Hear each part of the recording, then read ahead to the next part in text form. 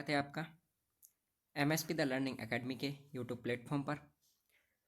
मैं हूं विमल सेन और आज हम आपके सामने लेके आए हैं कक्षा 11वीं का रिवीजन टेस्ट पेपर, विषय राजनीति विज्ञान। ये राजनीति विज्ञान का टेस्ट पेपर है और ये किसी स्टूडेंट ने मुझे भेजा है, तो इसलिए उसकी ने पिक्चर सही से क्लिक नहीं की, इसलिए एकदम क्लियर नहीं दिख रहा है, लेकिन फिर भी आपको समझने लायक पर्याप्त है। तो इसमें हम सिर्फ ऑब्जेक्टिव क्वेश्चन हल करेंगे और इसके बाद अगले वीडियो लेक्चर में हम आपको बाकी के क्वेश्चन का सॉल्यूशन उपलब्ध करा देंगे। तो आज सिर्फ ऑब्जेक्टिव हल करेंगे और बने रहिए आप वीडियो के अंत तक ताकि आपके सारे ऑब्जेक्टिव आपको क्लियर हो जाएं। तो शुरू करते हैं। सबसे पहले आपके सामने सही विकल्प, पहला क्वेश्चन है सही विकल्प चुनिए। और इसमें पहला क्वेश्चन है, किसने कहा था कि संविधान के बिना कोई राज्य नहीं हो सकता। वैसे तो ये कथन जहाँ तक चर्चा में है, राजेंद्र बाबू ने कहा था जब भारतीय संविधान सभा का गठन हुआ था, तो उस समय राजेंद्र बाबू ने अपने भाषण में कहा था ऐसा शब्द। और इसके अलावा ऐसे शब्दों का कोई प्रमाण नहीं, लेकिन जहाँ तक इसका आंसर निकल के आया है बारकर, तो इसका सी आंसर सही है, बारकर।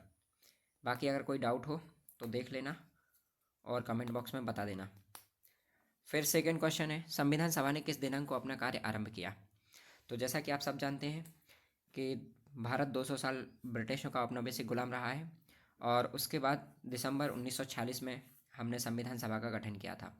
तो पहली बैठक संविधान सभा की 9 दिसंबर 1946 को हुई थी।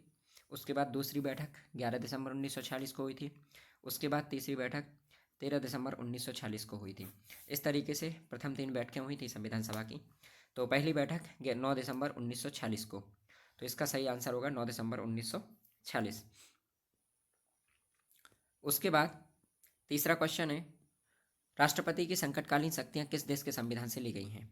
तो राष्ट्रपति की जो संकटकालीन या आपातकालीन शक्तियां हैं वो बाइमर कनाडा के संविधान से ली गई हैं, क्योंकि ब्रिटेन के संविधान से हमने संसदीय शासन प्रणाली, प्रधानमंत्री पद, ये चीज़ें उठाई। अमेरिका के संविधान से हमने राष्ट्रपति का पद, महाभियोग, और कनाडा के संविधान से हमने सशक्त संघ के साथ केंद्रीय व्यवस्था को अपनाया, और जर्मनी के बाइमर संविधान से हमने आपातकालीन शक्तियाँ उठाई। तो इसका सही आंसर होगा बाइमर संविधान, जर्मन। सूची प्रणाली किस देश में प्रचलित है। तो ऐसा माना जाता है कि भारत में ही सूची प्रणाली प्रचलित है, क्योंकि इसके अलावा ये क्वेश्चन भी डायरेक्ट कहीं किताब में देखने को नहीं मिला। तो कुछ अजीब टाइप के क्वेश्चन इस बार आपके रिवीजन टेस्ट में पूछे हैं, तो मैं भी हैरान हूँ थोड़ा सा। बाकी कोई बात नहीं, कर लेंगे हम, कहीं से भी पूछें क्वेश्चन। तो इसका सही आंसर भारत। फिर राष्ट्रपति राज्यसभा में कितने सदस्यों को मनोनीत करता है। तो अगर आपने राष्ट्रपति के बारे में पढ़ा है, उसकी शक्तियों के बारे में, तो राष्ट्रपति राज्यसभा में 12 सदस्य मनोनीत करता है। और इसके अलावा राष्ट्रपति लोकसभा में भी 2 सदस्य मनोनीत करता था एंग्लो इंडियन सेक्शन से, जिस प्रावधान को अब खत्म कर दिया गया है। तो आपको ध्यान रखना है कि एंग्लो इंडियन सेक्शन से जो सदस्य मनोनीत करते थे राष्ट्रपति साहब, वो उनका प्रावधान अब खत्म हो गया है। 12 सदस्य राज्यसभा में नामांकित करते हैं, और ये विशेष सदस्य होते हैं, मतलब जो साहित्य, कला, विज्ञान आदि क्षेत्र में पारंगत होते हैं, तो ऐसे लोगों को राष्ट्रपति मनोनीत करते हैं। तो इस तरीके से सही विकल्प कंप्लीट हुए। सेकंड क्वेश्चन की तरफ बढ़ते हैं, और सेकंड क्वेश्चन आपका है रिक्त स्थान की पूर्ति कीजिए। तो इसमें 5 रिक्त स्थान मिले हैं और उनकी पूर्ति हमें करना है, तो एक एक करके देखेंगे। पहला है, राष्ट्रपति को का विशेष अधिकार है। तो राष्ट्रपति को शिक्षा, दया, क्षमा, तो शिक्षा और दया का तो है नहीं, लेकिन क्षमा का विशेष अधिकार जरूर है। तो राष्ट्रपति को आर्टिकल 72 के तहत क्षमादान का अधिकार प्राप्त है, और वो किसी को भी क्षमा कर सकता है, क्षमादान दे सकता है, मतलब कोर्ट से सजा प्राप्त व्यक्ति को लास्ट में क्योरिटी पिटिशन लगाते हैं लोग, क्षमा याचिका, तो उसमें क्षमा करने का अधिकार राष्ट्रपति को है। किसी राज्य की विधानसभा में से अधिक स्थान नहीं हो सकता। तो इसका सही आंसर है 500। किसी भी राज्य की विधानसभा में 500 से ज़्यादा सीटें नहीं हो सकती, यह स्पष्ट प्रावधान है। फिर उसके बाद आगे के क्वेश्चन, तीसरा क्वेश्चन है इसी में, फिल इन द ब्लैंक्स में। राज्यसभा में दिल्ली को स्थान प्राप्त है। तो राज्यसभा में दिल्ली को जहाँ तक स्थायी स्थान प्राप्त है, क्योंकि दिल्ली की 3 सीटें हैं राज्यसभा में। फिर उसके बाद इस समय भारत में राज्यसभा में पूछा है तो 3 स्थान प्राप्त हैं, क्योंकि दिल्ली की विशेष स्थिति आर्टिकल 379 ए के तहत है। तो अब वो संविधान में अगर पूछता तो संविधान में विशेष स्थिति दिल्ली को आर्टिकल 379 ए के तहत मिली हुई है, लेकिन इसमें लिखा है राज्यसभा में दिल्ली को स्थान प्राप्त है। तो राज्यसभा में दिल्ली को कैसा स्थान प्राप्त है, वो तो स्थायी है, क्योंकि 3 सीटें उसकी राज्यसभा में हैं। चौथा है, इस समय भारत में उच्च न्यायालयों की संख्या है। तो इस समय भारत में उच्च न्यायालयों की संख्या 25 है। फिर 5वां है, नागरिकता सूची का विषय है। तो नागरिकता कौन सी सूची का विषय है? 7वीं या 8वीं? तो नागरिकता 7वीं सूची का विषय है, क्योंकि 8वीं अनुसूची में 22 भाषाओं का वर्णन है, तो एक तरीके से 7वीं अनुसूची का विषय है। इसके बाद प्रश्न क्रमांक 3 की तरफ बढ़ते हैं। प्रश्न क्रमांक 3 है, सही जोड़ियाँ बनाइए। तो ये मैच द कॉलम्स हैं, इनको आपको सही जोड़ी मिलाना है। जिसमें पहला है, भारत में नगरीय प्रशासन किस वायसराय की देन है? तो नगरीय प्रशासन की देन आपके लॉर्ड ग्रिफिन, क्योंकि एक ही वायसराय का नाम है। तो सही जोड़ियाँ तो एकदम आसान है, इतनी आसान कि कोई भी अनपढ़ व्यक्ति भी कर सकता है, क्योंकि ऑप्शन ही इस तरीके से दिए, जोड़ियाँ दी इस तरीके से। तो पहला लॉर्ड रिपिन, क्योंकि एक ही वायसराय का नाम है। किस पार्टी ने संविधान सभा की बैठकों का बहिष्कार किया? तो आप पार्टी का नाम देखें तो एक ही पार्टी का नाम है, मुस्लिम लीग। तो ऑब्वियसली मुस्लिम लीग नहीं, क्योंकि संविधान सभा का बहिष्कार भी मुस्लिम लीग ने किया था। किस देश का संविधान आलिखित है? तो सबको पता है, आलिखित संविधान इंग्लैंड का है। उसके बाद मिल ने कौन सा सूत्र दिया? तो एक व्यक्ति का सूत्र दिया। और लास्ट बचा है, प्रधानमंत्री के त्यागपत्र का अर्थ है सभी मंत्रियों का त्यागपत्र, क्योंकि अगर सरकार से प्राइम मिनिस्टर त्यागपत्र दे दें तो प्राइम मिनिस्टर के त्यागपत्र के साथ साथ बाकी के मिनिस्टर्स का ऑटोमेटिकली रेजिग्नेशन माना जाता है। तो प्रधानमंत्री के त्यागपत्र देने से सरकार वैसे ही गिर जाती है। तो इस तरीके से जोड़ियाँ कंप्लीट हुई। फिर नेक्स्ट क्वेश्चन की तरफ बढ़ते हैं। अगला क्वेश्चन है क्वेश्चन नंबर 4, और इसमें एक वाक्य में उत्तर देना है या एक शब्द में। तो पहला क्वेश्चन है, संविधान सभा की स्थापना के समय भारत गवर्नर जनरल कौन थे?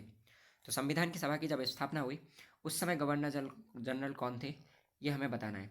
तो इसका सही आंसर है द विकांट वेबल। द विकांट बेबल। तो आप इस नाम को नोट कर लें, द विकांट बेबल। ये जब संविधान सभा का गठन हुआ उस समय गवर्नर जनरल थे। वैसे भी अगर राजनीति के स्टूडेंट हो आप तो आपको इम्पोर्टेंट डेट वगैरह और जो इम्पोर्टेंट घटनाएं उनके समय कौन कौन से गवर्नर जनरल हुए थे उनका पता होना चाहिए। तो पहले का आंसर है विकांट वेबल। सेकंड क्वेश्चन है, हमारे संविधान में कुल कितनी अनुसूचियाँ हैं? तो संविधान में कुल 12 अनुसूचियाँ हैं, 12th शेड्यूल्स, जिसमें 11th और 12th शेड्यूल्स आपकी म्यूनिसिपल और पंचायत से रिलेटेड है, नगर पालिका और पंचायतों से। फिर थर्ड क्वेश्चन है, काम का अधिकार संविधान के किस भाग में रखा हुआ है? तो काम का अधिकार, अधिकार की बात कर रहे हैं तो अधिकार आपके भाग 3 में आते हैं, क्योंकि भाग 1 आपका भारत एवं संघ राज्य क्षेत्र से है, भाग 2 में नागरिकता का वर्णन है, और 3 में आपके मौलिक अधिकार आते हैं, 4 में डीपीएसपी, 5 में 4 में मौलिक कर्तव्य। तो इस तरीके से भाग 3 में मौलिक अधिकार, भाग 3 में अधिकारों का वर्णन है, और उन्हीं अधिकारों में काम का अधिकार आता है। नेक्स्ट क्वेश्चन है 4, भारत में चुनाव आयोग के सदस्यों को कौन नियुक्त करता है? तो चुनाव आयोग को सदस्यों को नियुक्त करता है राष्ट्रपति, यानी ये पावर प्रेसिडेंट के पास है, और नॉमिनेट करता है भारत सरकार। तो भारत सरकार के नॉमिनेशन पे, यानी भारत सरकार नाम प्रस्ताव भेजती है और उसके आधार पर राष्ट्रपति उनको नॉमिनेट अपॉइंट करता है। तो सदस्यों को नियुक्त करने का अधिकार पूछा है तो इसका सही आंसर होगा राष्ट्रपति। और लास्ट क्वेश्चन है, भारत के प्रथम उपराष्ट्रपति कौन थे? तो आई थिंक ये तो सबसे आसान क्वेश्चन है, क्योंकि प्रथम राष्ट्रपति, प्रथम उपराष्ट्रपति, प्रथम प्रधानमंत्री तो ऑब्वियसली सबको पता ही होना चाहिए। तो प्रथम उपराष्ट्रपति थे सर्वपल्ली राधाकृष्णन, डॉक्टर सर्वपल्ली राधाकृष्णन। और डॉक्टर सर्वपल्ली राधाकृष्णन का नाम एक वजह से और फेमस है, आप लोग मुझे कमेंट बॉक्स में बताएंगे कि इनकी जन्म जयंती पर हम कौन सा दिवस मनाते हैं और क्यों इनका नाम फेमस है, डॉक्टर सर्वपल्ली राधाकृष्णन। तो इसका आंसर आप कमेंट बॉक्स में ज़रूर बताएं। तो इस तरीके से हमारे 4 क्वेश्चन कंप्लीट हुए, और अगले क्वेश्चन, क्वेश्चन नंबर 5 है, इसका आंसर भी हम इसी में बता देते हैं आपको, बिल्कुल आसान है। क्वेश्चन नंबर 5 में पूछा है संविधान के 2 स्रोत बताइए। तो संविधान के कोई 2 सोर्स बताने, आपको कोई भी बता सकते हो आप संविधान के सोर्स। एक तो भारतीय शासन अधिनियम 1935 का भारत के संविधान पर असर पड़ा, तो वो भी सोर्स हो सकता है, भारतीय शासन अधिनियम 1935। क्योंकि अगर आपने अंग्रेजी शासनकाल में संवैधानिक विकास कार्यक्रम को समझा है तो आपको ये पता होगा कि भारतीय शासन अधिनियम 1935 का हमारे भारतीय संविधान पर सबसे ज़्यादा असर है। उसके बाद और भी सोर्स पूछे तो अमेरिका के संविधान से, अमेरिका का संविधान सोर्स है, ब्रिटेन का संविधान सोर्स है, कनाडा का संविधान सोर्स है, जर्मनी का संविधान सोर्स है, जापान का संविधान सोर्स है। तो कई संविधानों से लिया गया है, तो ऐसे बहुत से सोर्स हैं, तो आप कोई भी 2 लिखना है तो 2 कोई भी लिख सकते हो। इसके बाद इसमें प्रारूप समिति के सदस्य भी पूछे अथवा में, तो प्रारूप समिति के सदस्य भी आपको पता होना चाहिए, क्योंकि सबसे इंपॉर्टेंट समिति थी जिसको हम ड्राफ्टिंग कमेटी के नाम से जानते हैं, और इसके चेयरपर्सन यानी अध्यक्ष B.R. अम्बेडकर साहब थे। तो B.R. अम्बेडकर इसके चेयरपर्सन थे, तो एक तो यही हो गए, और इसके अलावा 7 इसके मेंबर थे और टोटल। तो इसमें B.R. अम्बेडकर के बाद अल्लादी कृष्णा स्वामी अय्यर, के.एम. मुंशी, मोहम्मद सादुल्ला, बी.एल. मित्र, डी.पी. खेतान और एन. गोपाल स्वामी अयंगर जैसे कुछ लोग और भी शामिल थे। तो इस तरीके से प्रारूप समिति में 7 मेंबर थे। आपको 2 लिखना है तो कोई भी 2 आप लिख सकते हो, जैसे बी.आर. अम्बेडकर हो गए, अल्लादी कृष्णा स्वामी अय्यर, के.एम. मुंशी। फिर उसके बाद प्रश्न क्रमांक 6, ग्राम पंचायत की 2 कार्य और नगर पालिका के 2 कार्य। तो ग्राम पंचायत और नगर पालिका के 2 कार्य बिल्कुल आसान है, क्योंकि अनुसूची 11 और 12 में इनके कार्यों का उल्लेख किया गया है। जैसे ग्राम पंचायत और नगर पालिकाओं के कार्यों के बारे में बताया गया है कि इनको आवश्यक सेवाएं प्रदान करनी होती हैं, मतलब अपने गांव में, नगर क्षेत्र में आवश्यक सेवाएं प्रदान करनी होती हैं। जैसे 11वीं अनुसूची के हिसाब से हम बताएं तो पंचायतों का प्रमुख कार्य है कृषि वगैरह व्यवस्था देखना। इसके अलावा लघु सिंचाई, जल प्रबंधन करना, जल संचय का विकास करना, लघु उद्योगों पर ध्यान देना। और इसी तरीके से अनुसूची 12 में नगर पालिका के लिए भी आवश्यक सेवाएं प्रदान करने की जिम्मेदारी दी गई है। जैसे जिम्मेदारी दी गई है अस्पतालों की देखरेख की, जलापूर्ति की, शहर में जलापूर्ति हो, बाजार के लिए स्थान वगैरह तय करना, ठोस अपशिष्ट कचरा प्रबंधन करना, जन्म मृत्यु का विवरण रखना। तो ये कुछ काम नगर पालिकाओं को सौंपे गए हैं। तो इस तरीके से 6 क्वेश्चन हमारे कंप्लीट हुए। और उसके बाद आपका 7वां क्वेश्चन, एक तो संघ शासन की मूल विशेषता है, और इसके अथवा में भी जो क्वेश्चन होगा तो इसको 7वें क्वेश्चन से लेके आगे के क्वेश्चन हम आपको नेक्स्ट वीडियो में सॉल्व कराएंगे। तो आज के लिए इतना ही, और देखते रहिए आप ये सीरीज़, और कमेंट बॉक्स में हमें ज़रूर बताएं कि कैसी लगी आपको ये सीरीज़। और अगर आपका कोई क्वेश्चन है जिस पे आप टॉपिक पे वीडियो चाहते हैं, लेक्चर चाहते हैं, तो आप मुझे कमेंट बॉक्स में बता सकते हैं, और अगले वीडियो लेक्चर सीरीज़ में हम इसके आगे के क्वेश्चन सॉल्व कराएंगे। तब तक के लिए बने रहिए हमारे चैनल के साथ। धन्यवाद।